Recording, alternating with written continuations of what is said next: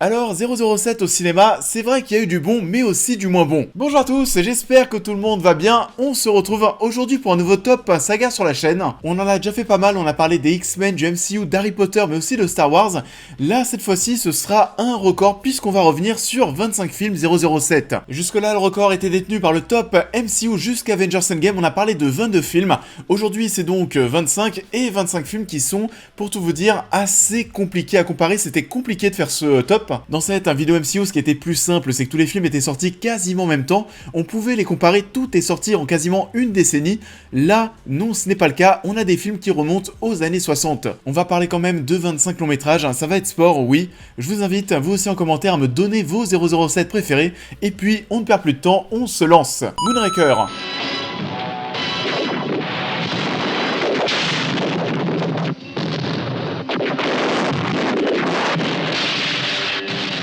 On commence avec Moonraker, le quatrième film de l'ère Roger Moore. Vous allez le voir au fur et à mesure de la vidéo. L'ère Roger Moore n'est pas mon ère favori, clairement. C'est pas la période que je trouve la plus sexy. Moonraker, c'est un long métrage, vous le savez peut-être, où Bond va être envoyé dans l'espace. Faut savoir qu'on est en 1979 à ce moment. Et qui dit 1979 dit que 2 ans plus tôt sortait un certain Star Wars, Un Nouvel Espoir. Bien entendu, vous l'imaginez, ça donnait quelques idées pour créer des choses autour de l'agent 007. Et malheureusement, ça ne prend pas du tout. C'est très kitsch, grotesque, rocambolesque, blindé de et de retournements de situation qui n'ont ni queue ni tête. Le résultat est assez indigeste et lorsqu'on n'est pas dans l'espace, on a le droit à des scènes de course-poursuite en gondole avec des gadgets, excusez-nous.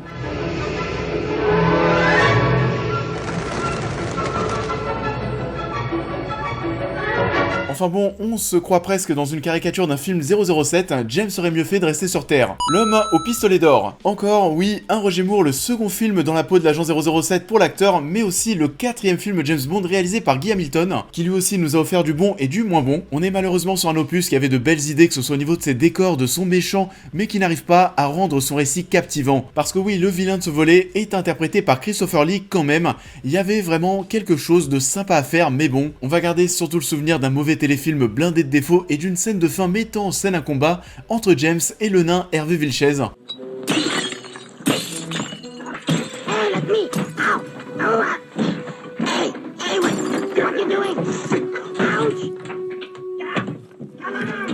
Tellement ridicule que j'en fais encore des cauchemars la nuit. Meurt un autre jour. Le James Bond de Pierce Brosnan est mort avec ce film. Il s'agit du quatrième long métrage pour l'acteur et c'est bien dommage parce qu'on était sur quelque chose à l'origine de très ambitieux. On sent qu'on a voulu pousser les curseurs un peu plus loin, beaucoup trop loin. On est quand même dans un opus où au niveau des femmes, on a Holly Berry qui est tout juste oscarisée, mais aussi Rosamund Pike et Madonna. Rien que ça, le problème, c'est qu'on a voulu trop en faire sur beaucoup trop de points. On nous a offert au final un blockbuster ultra lourdingue d'un point de vue visuel notamment. Le film est moche à de nombreux moments. Il l'est de plus en plus au fur et à mesure des années. Vous savez, on était au début des années 2000 où on était à l'ère, vous savez, du tout numérique.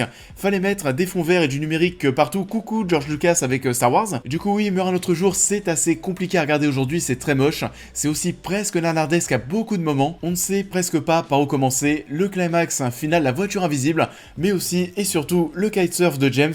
Ouais, fallait mieux qu'on s'en arrête là.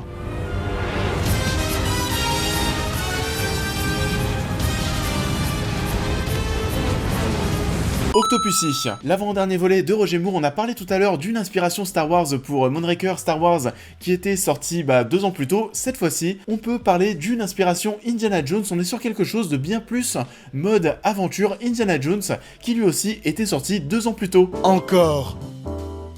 Ça fait beaucoup là, non? Sinon à part ça, c'est vrai que je garde très peu de souvenirs d'Octopussy, à part le fait que James va se déguiser à de nombreuses reprises, très souvent pour le pire comme on peut le voir avec ce costume de clown. On a du mal à tirer son épingle du jeu, de même pour Roger Moore qui commence à vieillir et ça va se ressentir, on en parlera un petit peu plus tard, mais sachez que cet opus est sorti face à un autre film James Bond qui n'est pas canon dans cette saga, qui ne fait pas partie de ces 25 films, un volet concurrent où l'agent 007 était interprété par Sean Connery. Oui, Dangereusement Vôtre. Dangereusement Vôtre, c'est le tout dernier 007 avec Roger Moore. On parlait du fait qu'il commençait déjà un petit peu à vieillir et bah là ce sera encore pire. L'acteur a ici 58 ans, il apparaît pour une dernière fois très lifté, assez amaigri, son fameux grain de beauté a disparu. Il avait subi une malheureuse opération, résultat Roger Moore est quasiment doublé pour absolument tout dans ce film. Et ça en devient assez gênant par moments, il ne peut plus faire trop d'efforts et sinon heureusement il y a quand même des choses sympas. On a une partie du film qui va se dérouler à Paris, on a aussi un super méchant qui est interprété par Christopher Walken, des scènes d'action qui vont plutôt bien fonctionner mais bon ça ne nous empêche pas de ressentir un petit peu de malaise face grâce à la prestation de Roger Moore, on sent sans trop vouloir lui manquer de respect que le mec a un petit peu passé la date de péremption. Les diamants sont éternels. Good evening, 007.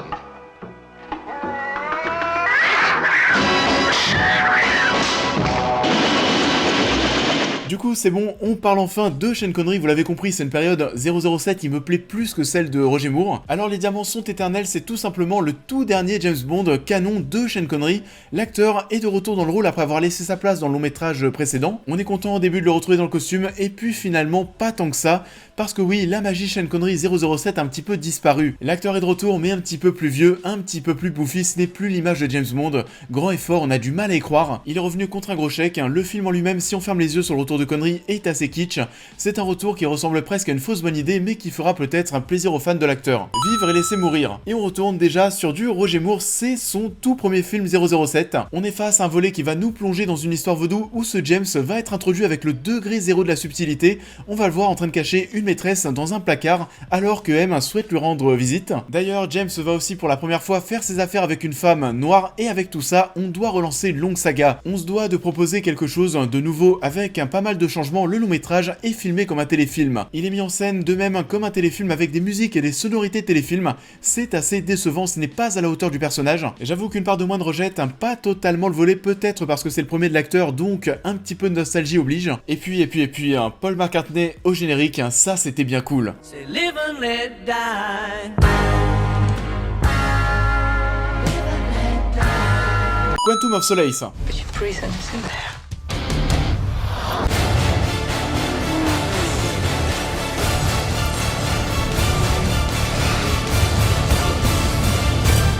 You don't have to worry about me.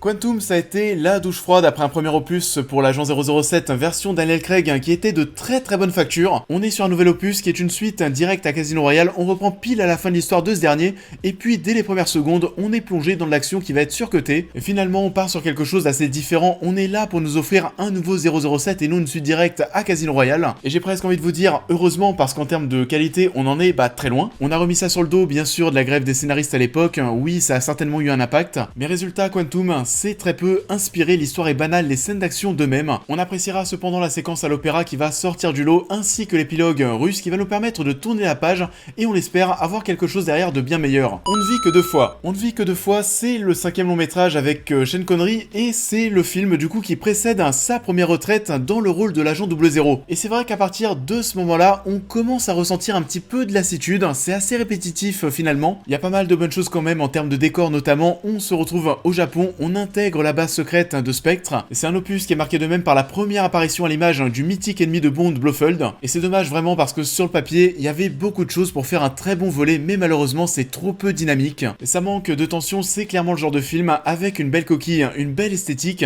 mais peu de choses à l'intérieur. Malheureusement, la saga semble être un petit peu à bout de souffle. Spectre. It was me, James.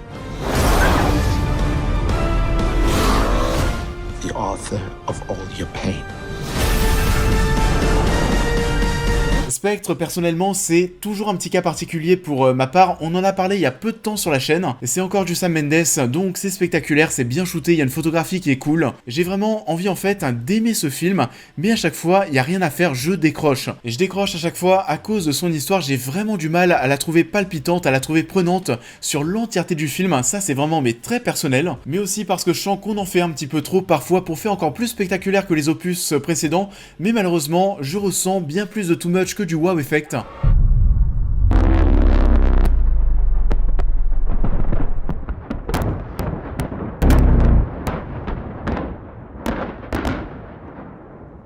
Donc ouais, Spectre, petite déception. Rien que pour vos yeux. Rien que pour vos yeux, c'est le 5e Roger Moore, celui qui suit Moonraker, donc déjà, on pouvait facilement faire mieux. Et bon, si on regarde déjà mon classement avec un petit peu plus de précision, on remarque que pour l'acteur Roger Moore, il ne reste ensuite plus qu'un seul film. Un seul opus dont on n'a pas encore parlé, encore une fois, oui, Roger Moore, c'était pas les meilleurs. On est cette fois-ci sur un volet qui va être plus sérieux, plus sombre pour un Roger Moore, une quête MacGuffin, un volet qui va moins plaire si on est fan de l'humour de l'acteur. On a choisi de revenir sur quelque chose de plus terre à terre, de plus crédible. On veut s'éloigner du côté très grotesque, très rocambolesque de Moonraker. Le problème c'est que personnellement, à partir de ce moment-là, à partir de Moonraker je pense, j'ai un petit peu lâché avec l'ère Roger Moore. Ça se voit assez facilement parce qu'on a déjà parlé en self and top de tous les films avec l'acteur qui ont suivi au fait ce long métrage. Mais malgré ça, ça reste néanmoins largement dans le top 2 des 007 avec Roger Moore. Ça en dit long sur le fait que ce n'était clairement pas ma période. Le monde ne suffit pas. Le monde ne suffit pas et le troisième long métrage avec Pierce Brosnan et bien sûr ce qui m'a le plus marqué dans cet opus, c'est Elektra King joué par Sophie Marceau.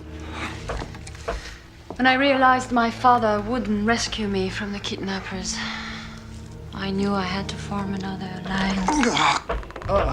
Bien entendu, la scène où James est torturé, elle m'a marqué. Ce moment où il va justement lui répéter le titre du film, Le monde ne suffit pas, et ça m'est resté en tête. Malheureusement, le reste a du mal à être à la hauteur, à être aussi marquant, que ce soit au niveau des scènes d'action, tout comme son grand vilain principal Renard, mais aussi Denise Richards et son personnage avec lequel on aura beaucoup de jeux de mots et de sous-entendus assez cochons. Pas de quoi nous émoustiller non plus, et pour reprendre un jeu de mots connu avec la saga, ça bonde mou. Tuer n'est pas joué. Tuer n'est pas joué, c'est le premier 007 dont on parle dans cette vidéo avec Timothy Dalton, et c'est aussi son tout premier film 007 tout court.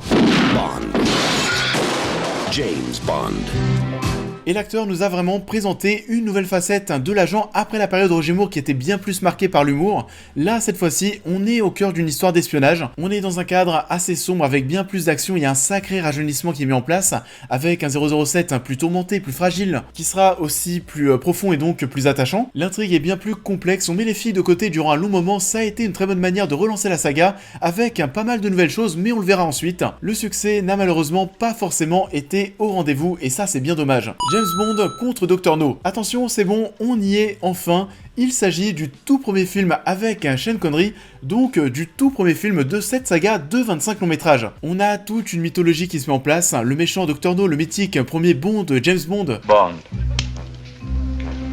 James Bond. On sera aussi marqué par cette scène par Ursula qui sort de l'eau en chantonnant. On découvre la scène générique, le gun barrel et plein d'autres choses. L'ADN James Bond se met en place. C'est bourré de charme, un charme en grande partie présent grâce à Sean Connery que l'on verra ensuite pendant quasiment 10 ans. Ça vieillit, mais le plaisir nostalgique est toujours présent. Permis de tuer. Permis de tuer, c'est le second et dernier long métrage avec Timothy Dalton et c'était un petit peu l'ère Daniel Craig avant l'heure. On colle au code de l'époque dans ce film de guerre contre la drogue. On ressent une inspiration Die Hard, L'Arme Fatale, une inspiration qui sera assumée bien sûr. Timothy Dalton est encore convaincant, plus brutal et vulgaire que dans le premier film, mais toujours à fleur de peau. En même temps, c'est très caractéristique de cette période avec l'acteur. Et Permis de tuer, c'est prenant, c'est intense. 007 va prendre des risques pour aller à l'encontre de ses supérieurs, mais le côté agent rebelle ne prend pas forcément. Ça va être une déception au box-office, une déception au point où la saga renaîtra de ses cendres 6 années plus tard avec un nouvel acteur. Ça a été la plus longue pause pour la saga. Demain ne meurt jamais.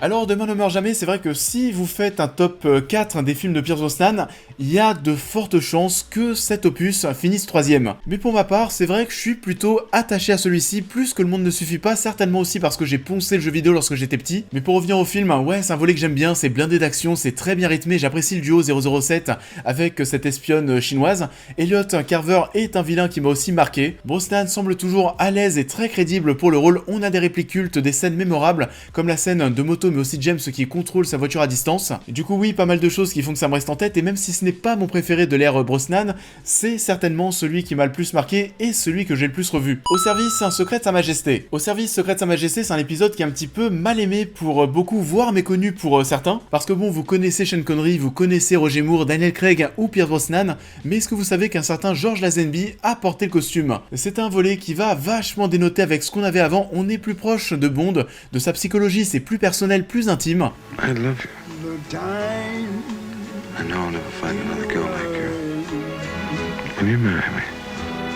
On a une bonne James Bond girl, une alchimie qui fonctionne jusqu'à un final déchirant. Je pense que pour les puristes de la saga, c'est certainement un film qui finirait bien plus haut dans un top. Pour ma part, comme beaucoup de personnes aussi je l'imagine, j'ai pas non plus une énorme attache avec ce long métrage, j'ai pas une énorme attache avec l'acteur mannequin. C'est qu'une question de goût aussi, c'est vrai, mais je le trouve pas forcément si charmant que ça. Enfin bon, c'est un bon opus, un opus qui mérite certainement un petit peu plus d'amour. L'espion qui m'aimait. Sans contestation, on y est enfin, un bon Roger Moore en haut de ce classement. Il fallait quand même en sortir un du lot. l'intrigue est intéressante, c'est exotique, on a une James Bond girl qui marque, et ça va être blindé de gadgets, Roger Moore arrive à convaincre, on a aussi des méchants qui vont être marquants et iconiques, on pense à Requin, il y a aussi une voiture sous-marin et c'est cool.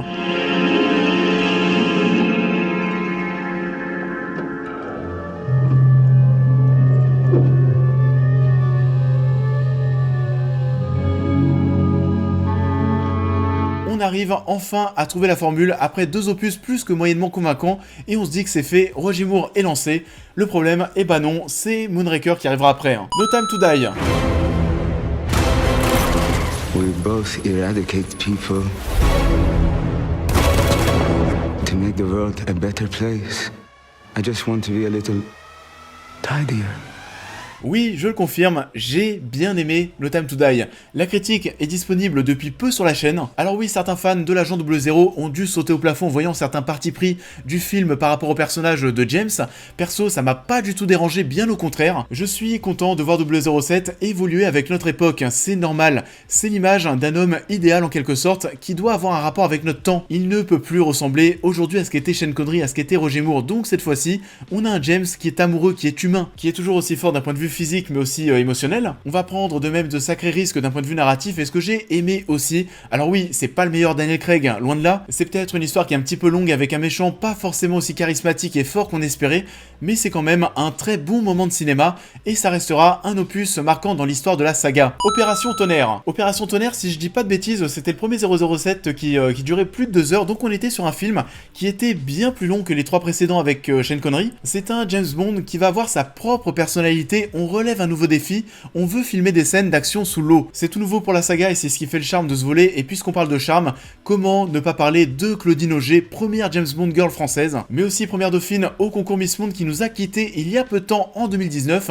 elle est absolument sublime dans son rôle. Et pour ceux qui ne le savent pas, on en a parlé un petit peu tout à l'heure, cette Opération Tonnerre a eu un remake, de nombreuses années plus tard, presque 20 ans après. On parle bien évidemment de Jamais Plus Jamais qui est sorti en 83, et en fait ce qui s'est passé c'est qu'on a eu une bataille judiciaire entre Ian Fleming, qui n'est autre que le créateur de James Bond, et aussi Kevin McClory qui était scénariste avec lui pour Opération Tonnerre. Et finalement, ce qu'ils ont écrit en fait n'a pas vu le jour, mais Ian Fleming a gardé pas mal d'éléments de leur scénario pour faire ce film, et ça a entraîné une plainte de Kevin McClory. Ce dernier fut autorisé par la suite à réutiliser son histoire pour faire un nouveau film, et c'est là où des années plus tard, eh ben on n'a Jamais Plus Jamais qui sort au cinéma, et ça va sortir en même temps qu'Octopussy. Octopussy avec Roger Moore fera un petit peu plus d'entrée. Enfin voilà, c'était juste pour vous raconter ça, mais il y a une histoire assez étonnante qui découle d'Opération Tonnerre. GoldenEye. On passe désormais au meilleur film de la saga Brosnan, qui a été une sacrée réussite et ça sur pas mal de points. Ça a été assez rassurant pour la saga parce que ce long métrage arrive suite aux 2 opus avec Timothy Dalton, ces 2 opus qui n'avaient pas trouvé leur public. GoldenEye débarquait donc avec de gros enjeux, réussir à relancer la licence sur de bons rails mais aussi moderniser le mythe Bond, et c'est un défi qui a su parfaitement être relevé.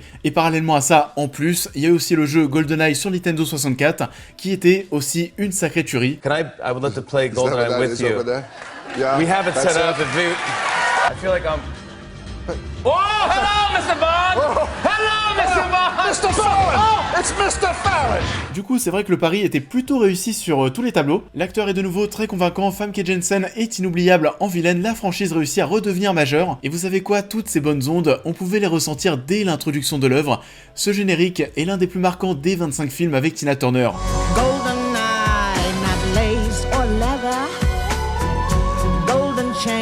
Bon baiser de Russie. Il s'agit du second 007 avec Sean Connery, donc celui qui a suivi Dr No. Et cette fois-ci, on va rencontrer Spectre, qui est porté par Blofeld et qui décide de se venger et d'éliminer James.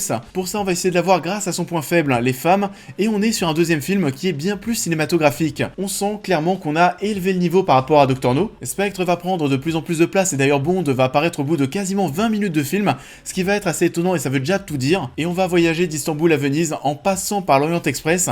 C'est encore plus cool. On a cette fois-ci des scènes qui vont vraiment nous marquer. Je pense notamment et tout naturellement à tout ce qui va se passer dans ce train et ce combat entre James et Grant. Sean Connery, tout comme la réalisation, est plus mûr. Il s'agit clairement de l'un des meilleurs 007 avec Sean Connery. Goldfinger. Alors ce long métrage, le troisième de l'ère Sean Connery, ça a certainement été le premier apogée pour la saga au cinéma. L'acteur est toujours bien installé dans son rôle, bon baiser de Russie installé de bonnes bases. On se retrouve ici avec une histoire qui arrivera à nous offrir des personnages et des plans encore plus iconiques. Il suffit de penser tout simplement au corps de Jill Matterson recouvert d'or, même si vous n'avez pas vu le film, film, vous connaissez très certainement ce plan. On va voir pas mal de choses qui vont être assez amusantes, le siège éjectable de l'Aston Martin, Hot Job avec son chapeau qu'il va jeter, mais surtout, on a Auric Goldfinger qui est un vilain au top, avec une personnalité très marquée. Sa mort, par contre, c'est vrai que je suis un petit peu moins convaincu pour ceux qui ont vu le film. Bon après voilà, hein, c'est du film d'action à l'ancienne. Mais en tout cas, ce vilain, c'est clairement l'un des gros points forts du film, ce qui va lui donner tout son intérêt. Ça nous donne des moments et des confrontations entre lui et James qui vont devenir vraiment très prenantes, très cultes. Il y a vraiment des moments qui sont ultra iconiques. C'est une réussite pour Guy Hamilton qui réalisait ici son premier 007. Casino Royale. How did he die? Your contact? Not well. You needn't worry. The second is... Yes. Considerably. Casino Royale est donc, oui, le premier 007 que j'ai vu au cinéma. J'ai grandi chez moi avec l'ère Pierce Brosnan et ensuite avec Daniel Craig au cinéma. Je me souviens qu'on allait au ciné avec quand même quelques doutes quand on découvrait quel était le nouvel acteur pour 007, ce blond aux yeux bleus, mais on a pris finalement une gigabaffe. Alors oui, on est face à un James qui est plus musclé, qui est plus en phase avec l'image qu'on se faisait de l'homme avec un grand H durant les années 2000, mais c'est un petit peu en décalage, oui, avec ce qu'on connaissait au niveau de l'agent. On avait ses doutes et finalement tout a été balayé d'entrée en découvrant ce début de saga très spectaculaire et finalement bien plus humain que prévu. L'ambiance Casino Royale autour d'une table de poker est plus que plaisante. On va retrouver Judi Dench dans le rôle de M. Mads Mikkelsen est plus que troublant, faisant de lui d'emblée l'un des méchants les plus iconiques de tous les films. Quant à Eva Green, elle est sublime aussi. Son alchimie avec James va vraiment crever l'écran. On a des rebondissements, des trahisons, des scènes qui vont nous prendre aux tripes. Ça a été une réussite totale et tout comme sur la miniature de ma critique, c'était la grande classe. Et en première position, Skyfall.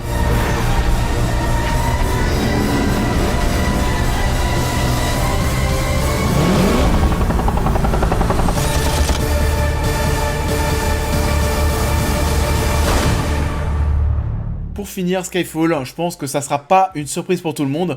On en a déjà parlé sur la chaîne, c'est bien sûr mon Daniel Craig préféré, mais aussi mon 007, un tout court préféré. Il y a absolument tout en fait dans cet opus, un retour aux origines, c'est rempli de symbolique. On explore le passé de Bond comme rarement, nous permettant de suivre l'humain au-delà de l'agent qu'il est, et ça va nous donner un spectacle très émotionnel, très spectaculaire. C'est une tonne de moments qui restent en tête.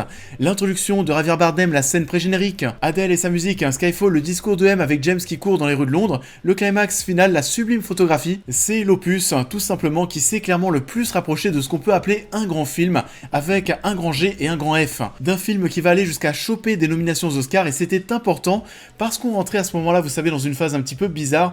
James Bond, vous l'avez vu, on l'a vu au fur et à mesure de Stop, ça battait vraiment de l'aile un petit peu tout le temps, et avec Daniel Craig, on a eu Casino Royale qui a été très bon, mais ensuite, on a aussi touché le fond encore avec Quantum, et je trouve vraiment que Skyfall a permis à la licence, a permis à 007 de gravir un échelon. C'est un long métrage qui a mis la barre très haute, qui nous montre jusqu'où on peut aller avec cette licence. Skyfall montre la voie, et pour ça, merci Sam Mendes. Mommy was very bad. To survive us, this is what she made us. Everybody needs a hobby. So what's yours? Resurrection. Comme d'habitude, je vous invite à liker et à partager la vidéo, à me donner votre top des films 007, à vous abonner, à me suivre sur tous les réseaux, à devenir membre soutien si vous souhaitez aider la chaîne. Et vous avez de quoi vous amuser, les critiques des films avec Daniel Craig sont déjà disponibles, on fera peut-être un jour les critiques des autres films pour revenir dessus bien plus en détail. Il y a aussi, comme je vous le disais, d'autres tops sur d'autres sagas, enfin voilà, faites ce que vous voulez. En tout cas, moi je vais me lancer dans le montage, ça va être assez long je pense. Je vous souhaite à tous une très belle fin de semaine, si la vidéo sort en temps et en heure, j'en sais absolument rien. Donc kiffez bien et bonne fin de semaine. Bon courage à moi, ça va être très dur. A plus.